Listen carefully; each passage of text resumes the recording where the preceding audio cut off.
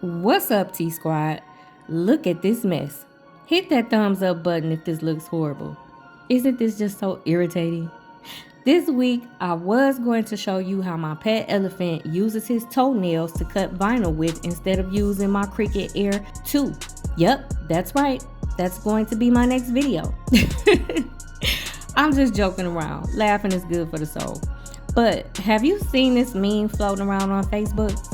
Well, it surely caught my attention, as you can see, but of course, it got buried in the back of my mind while trying to finish out my work week so I could get home and spend time with the TeeSquad.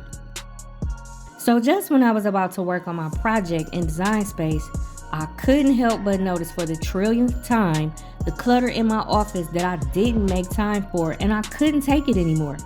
It was an eyesore that was screaming help me, and that is why you are seeing this video instead of my design tutorial. But if you ever felt stagnant in your design process, listen in for some possible reasons why. I had the type of storage unit I wanted in mind from IKEA for this area, but you know how these apps seem to read your thoughts? Well, that's exactly what Temu did, and it tricked me. It told me it would give me 8 free items if I just made one purchase within 20 minutes. And that's where it got me. Now we all know 20 minutes is not enough to pick 8 good decent items. And I guess I ran out of time because my shelving unit is the only thing that showed up. Count your days, Temu. So now you guys get to see me put together this billion-piece kitchen cabinet that I made into my design supply cabinet. And talk a little bit about the power of your subconscious mind. Now I am putting all the pieces in order so that I can easily locate them when it is time to combine them together. It is helpful that they labeled them with letters and the screws with numbers. The directions was getting on my nerves though, because it doesn't give clear instructions on all parts as to which way to have them land, and I knew to be very careful and be very attentive to the way I was laying these boards, because you could easily mess up. I also knew not to tighten the screws too tight just in case I needed to take something apart. I always try to save that step toward the end when I know I am completely finished. It also recommended that you have 2 helpers. Well, unfortunately, my Yorkies cannot help me with this part, so I had to do it all by myself. So back to the instructions. Like I said, it was really annoying and getting on my nerves. And I had to reread a billion times to make sure I was doing it correctly. Then, as I seen it coming together, I started getting in the groove, and that helped me go faster on some parts because I had to repeat the same steps for the opposite side. In the midst of all this building, child, my knees started hurting, so my young self went and grabbed some knee pads. Yep, I sure did. And that helped me so much. My knees literally told me thank you. So I got back in the groove a little bit more. Next thing you know, my stomach started growling. I know. Y'all probably think I'm always hungry. But hey, hard work definitely builds up an appetite.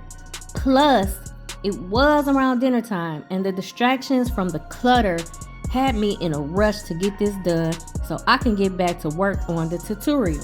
I skipped out on dinner altogether, so of course, I took a break to eat me a homemade hamburger. I'm not gonna lie, I burnt the hamburger, and the consequences of that was some cut up gums. After I ate, now fatigue wants to try to set in. But I was like, nope, I'm gonna get this together because this is my last day of free time. So I did a few jumping jacks, and I do mean a few, like 1 or 2, and headed back down to the design studio. At this point, I wanted to stop, but I was too far into building that even if I did stop, I wouldn't be able to do the tutorial now because all this stuff was in the way. So I was forced to complete this thing. The estimated time for completion was 1 hour with 2 people. This took me 3 hours total.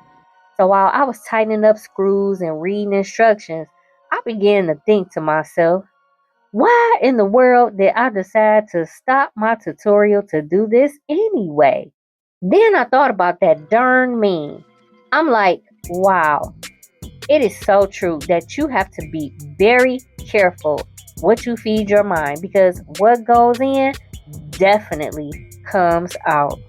Now, that wasn't a bad thing I picked up from the meme and decided to work on this, but it was bad timing. So, of course, with that in mind, I'm like, something good definitely better come out of this now.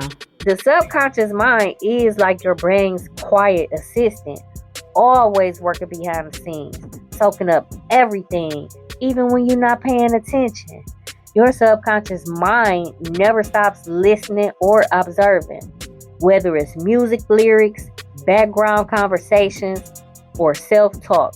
It quietly absorbs patterns and repeats them back later through habits, emotions, or automatic reactions, but especially emotions. It learns through repetition. It doesn't judge or analyze, it just records and repeats. That's why repeating affirmations and visualizations or daily habits rewires how you think and act. It doesn't care if it is good or bad, it believes whatever you tell it the most. It responds to emotion and imagery. It understands feelings and pictures more than words. That's why visualization works so powerfully. When you imagine something vividly with emotion, your subconscious treats it like it's real and starts aligning your behavior toward it. Let me say that again.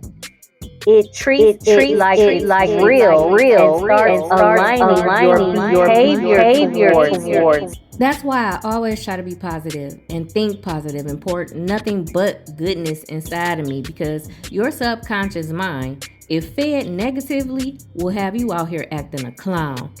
That reminds me, y'all need to grab that ebook.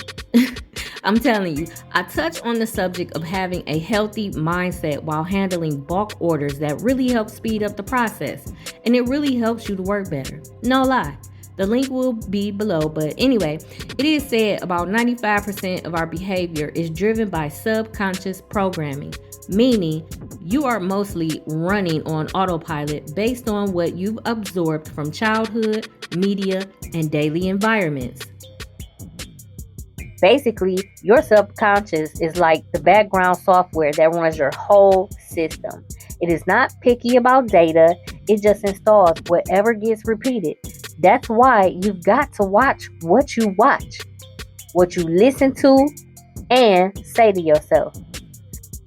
So thank God that was a positive meme that I resonated with, because it definitely had me sweating bullets on my knees trying to make my office space look better. Honestly, this is also why I could not focus. The clutter in my office was cluttering my brain.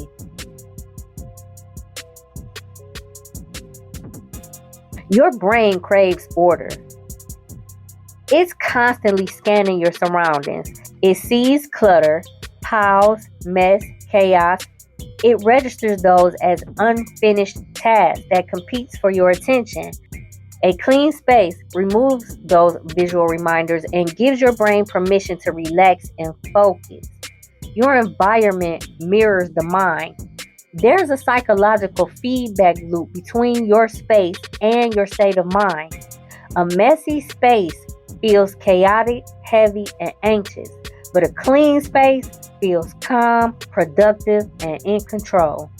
When you organize your surroundings, your brain subconsciously interprets it as you taking control of your life, which actually boosts your confidence and motivation. Your subconscious picks up energy, even without realizing it. It reacts to the energy of your space, influencing your mood.